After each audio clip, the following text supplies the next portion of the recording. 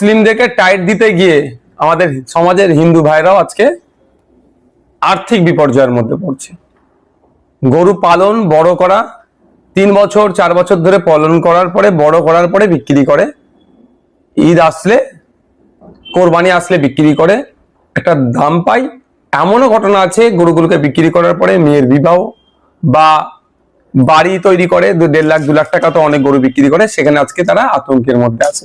কারণ কি, সরকার এখন যে আইনটাকে ক্যারি ফরওয়ার্ড করছে, বিগত দিনের আইন এটা 1950-এ, তারপরে 2018 একটা মামলা ছিল, 2018 থেকে 2026 কেউ সেটাকে সেভাবে কর্ণপাত করেনি। ফলে সাধারণ যারা ইসলাম ধর্মের অনুসারী যারা, তারা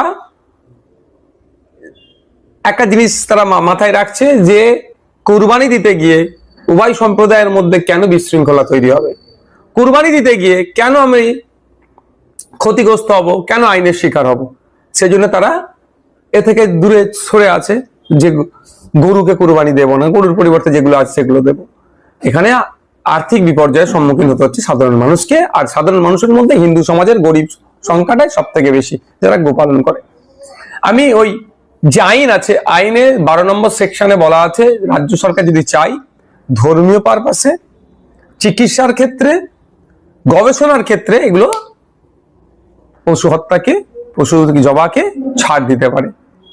সেই জায়গাটা উল্লেখ করে আমি রাজ্য সরকারকে চিঠি করেছিলাম, এবং দেখলেন তো গতকালকেও বেশ কয়েকটা মামলা হয়েছে। মামলাতে কোর্ট 24 ঘন্টা টাইম দিয়েছিল, এখন কি আপডেট আছে আমি বলতে পারছি না। 12 নম্বর সেকশনটা রাজ্য সরকারের উপর ছেড়ে দেওয়ার কথা বলেছে।